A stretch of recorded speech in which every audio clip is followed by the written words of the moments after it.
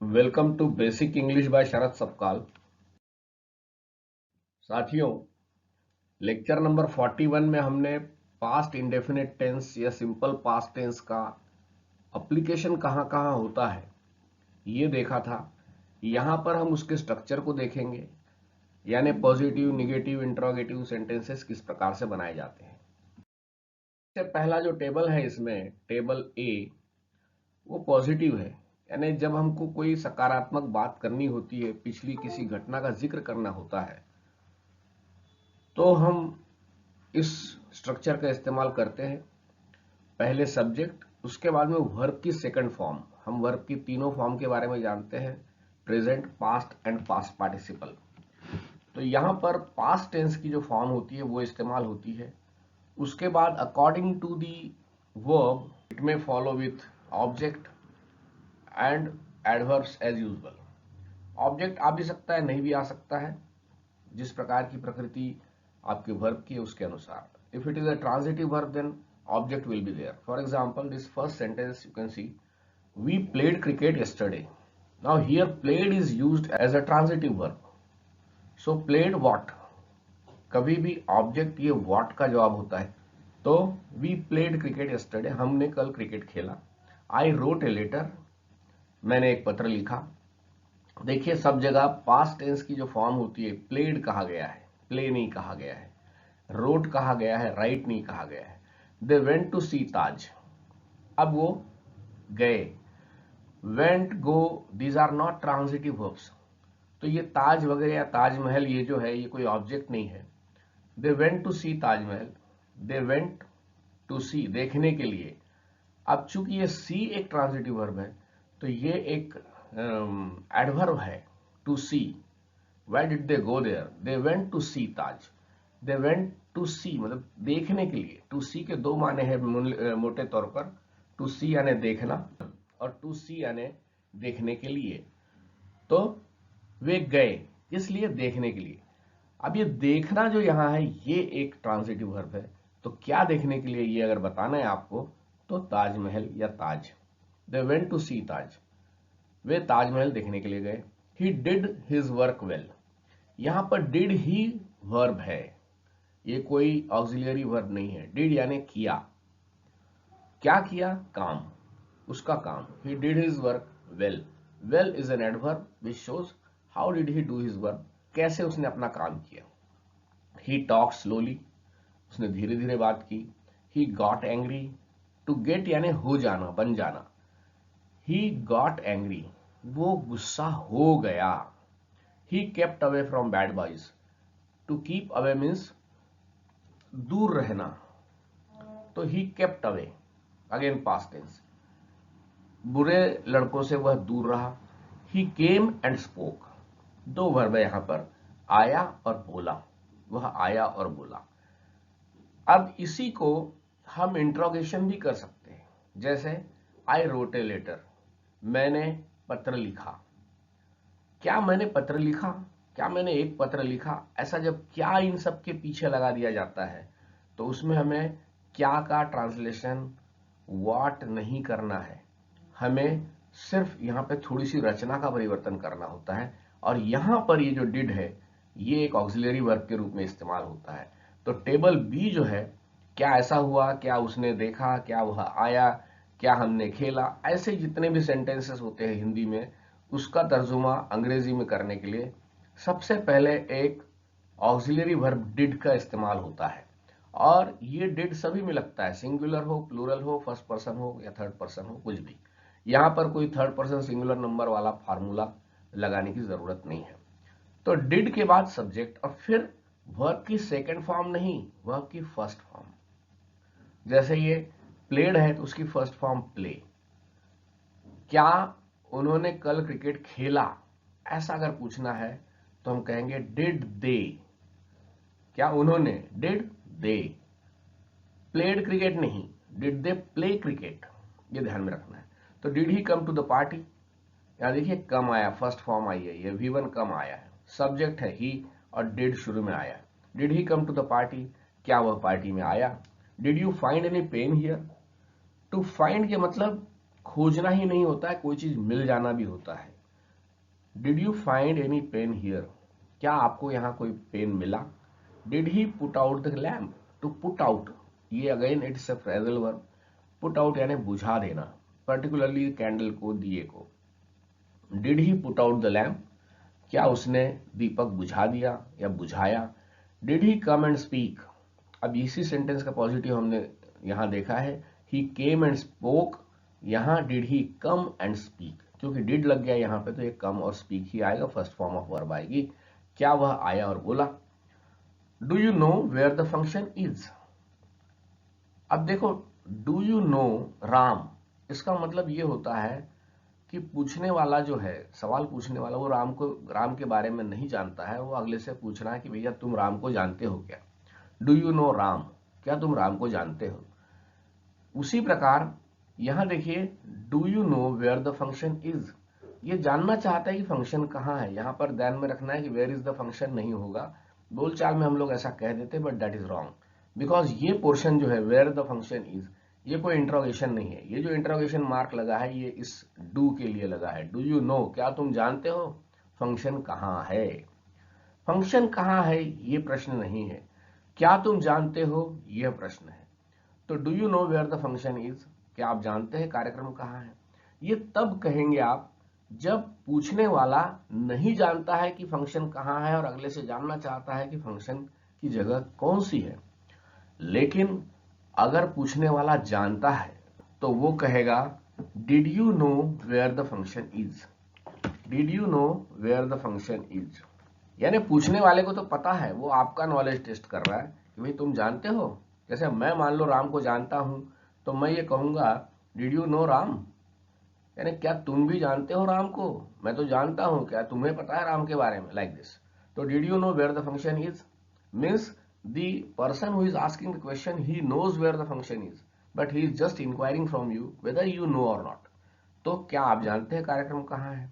तो यहां पर ये पूछने वाला जानता है, डिड लगाया तब, और डू लगाया तब नहीं जानता। इस चीज को मैंने थोड़ा यहां एक्स्ट्रा एक चीज बताई है और इसको ध्यान में रखना है।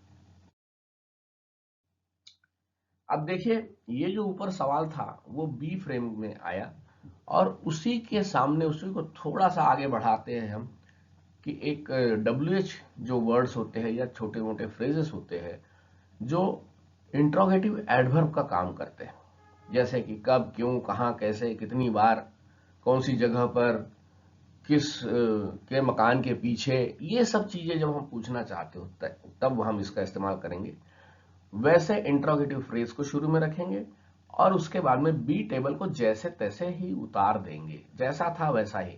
For example how did you inform him, अब यहां देखिए डिड यू इन्फॉर्म हिम यानी क्या आपने उन्हें इतला दी, क्या आपने उन्हें सूचित किया। लेकिन how did you inform him यानी आपने उसे कैसे सूचित किया। Y did you inform him यानी आपने उन्हें क्यों सूचित किया। अब यहां पर क्यों के माने तो वाई हो गया और डिड यू इन्फॉर्म हिम का मतलब होता है क्या आपने सूचित किया। तो क्यों, क्या आपने उन्हें सूचित किया, ऐसा नहीं होगा। इस क्या को अभी भूल जाना है। जैसे ही वाई इसके सामने या कोई दूसरा इंट्रोगेटिव एडवर्ब लगा तो इसके माने ऑल टुगेदर डिफरेंट हो जाते हैं और इसका सिंपल अर्थ होता है कि Y did you inform him यानी आपने उन्हें क्यों सूचित किया। इस चीज को ध्यान में रखना है। WH वर्ड सबसे पहले और उसके बाद में बी का टेबल जैसे के वैसे ही, यानी डिड से शुरू होगा और फिर यहां पर भी बनाएगा। Where did you lose your copy, to lose means खो देना। Where did you lose your copy, तुमने अपनी कॉपी कहां खो दी। When did you come to my office, जैसे did you come to my office, क्या आप मेरी पार्टी में आए। लेकिन when did you come to my office यानी कब तुम मेरे ऑफिस में आए। How come you prepare such a nice food, अब देखिए हाउ कम भी ये एक इंट्रोगेटिव एडवर्ब जैसा है और हाउ कम के माने होता है कि कैसे क्या, कैसे क्या या कैसे मोटे तौर पर।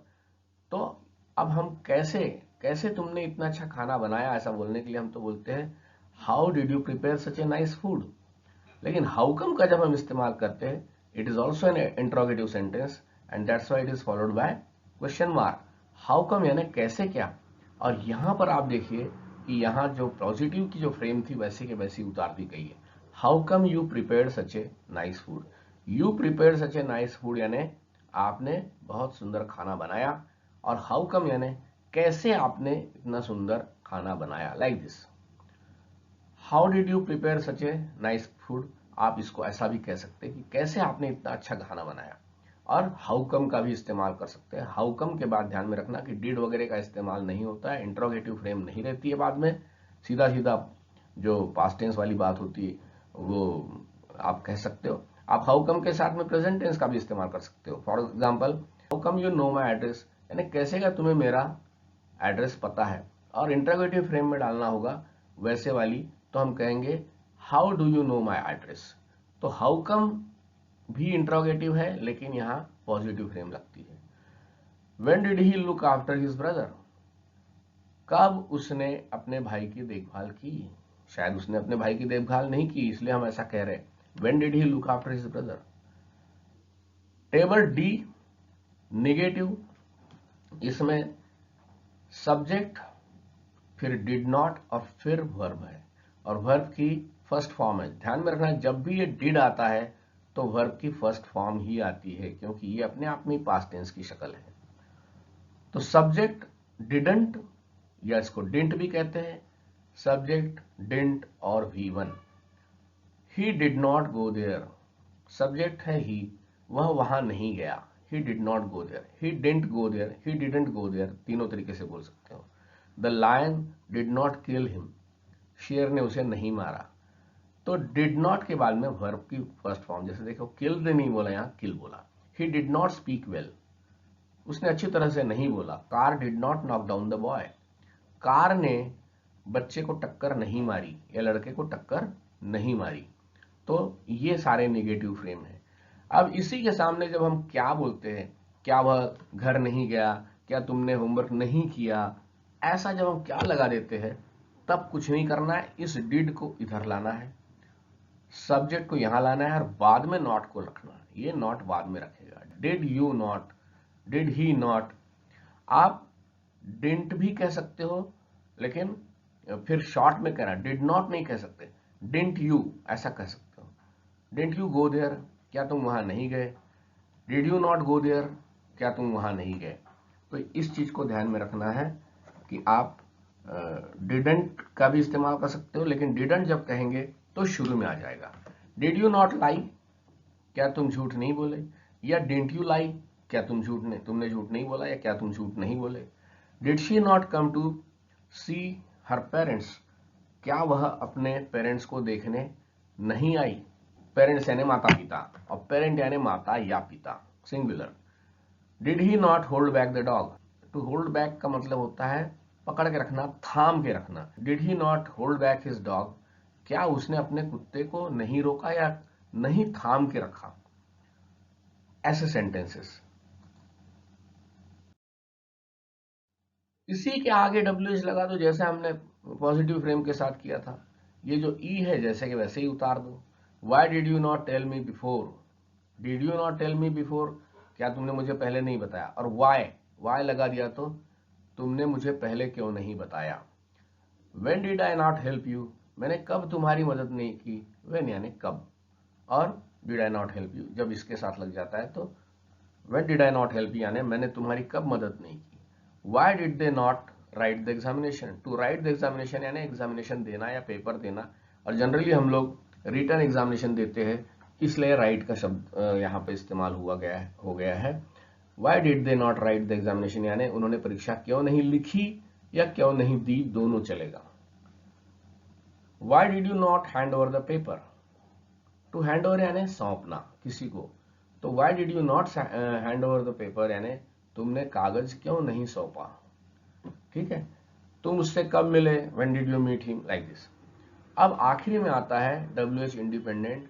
इसमें हम कब, क्यों, कहां, कैसे ऐसे एडवर्बियल इंक्वायरी नहीं करते हैं, हम इसमें इंक्वायरी करते हैं सब्जेक्ट की, कि भाई किसने बोला, किसने देखा, कौन गया, ये सारे सेंटेंस, किसका बेटा गया, किसका भाई फौज में गया, लाइक दिस, कुछ भी। और या नहीं गया, कौन नहीं गया। या फिर हम ऑब्जेक्ट की इंक्वायरी करते हैं कि उसने क्या नहीं देखा, या उसने क्या देखा, या हमने क्या नहीं किया, like this. Who did not come to the ground, ये WH हु या व्हाट जो भी आएगा ये यहाँ आएगा, और फिर डिड नॉट आएगा निगेटिव में, और केम आएगा सीधा सीधा पास्ट टेंस के इंट्रोगेटिव इंडिपेंडेंट में, जैसे who did not come to the ground.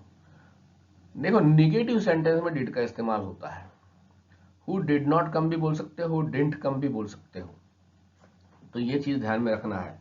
Who came to my office yesterday, अब ये पॉजिटिव है, कौन मेरे ऑफिस आया।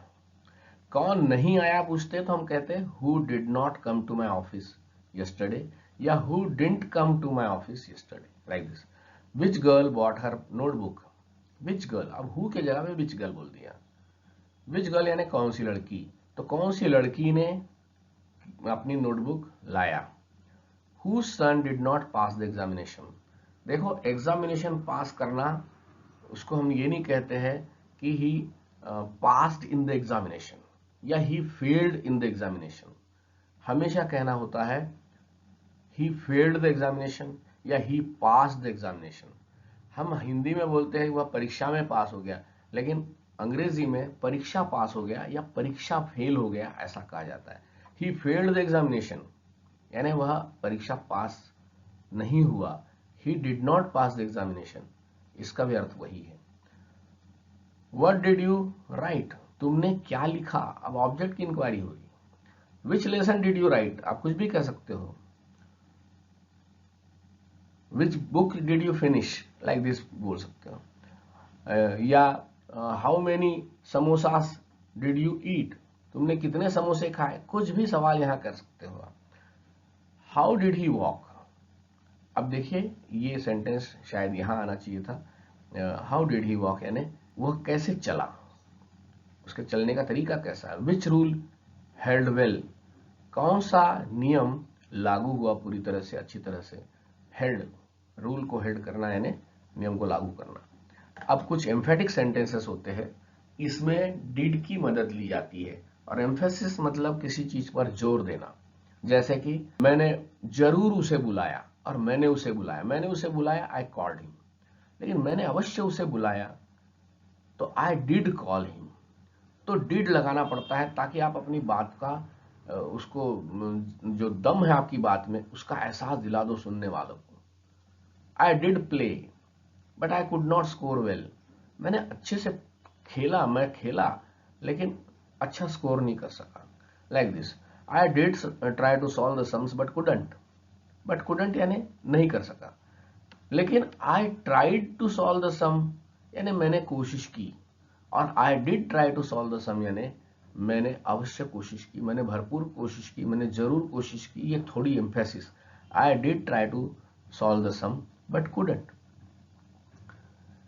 She did sing but not with a will, उसने गाया, उसने जरूर गाया। She sang but not with a will यानी उसने गाया लेकिन दिल से नहीं गाया। लेकिन शी डिड सिंग जब हम कहते हैं, देखिए जब भी डिड आएगा तो यहां वर्ब की फर्स्ट फॉर्म आएगी। यहां डिड आया तो यहां ट्राइड नहीं होगा, ट्राई होगा। शी डिड सिंग यानी उसने अवश्य गाया, या हम ये भी कहते हैं कि उसने गाया जरूर लेकिन दिल से नहीं गाया। तो इस प्रकार के ये सेंटेंसेस, और यहीं पर ये सारी फ्रेम खत्म हो जाती है, and we are finished with past indefinite tense. Thanks for watching. Please subscribe to the channel and offer your suggestions for any improvement. Thank you.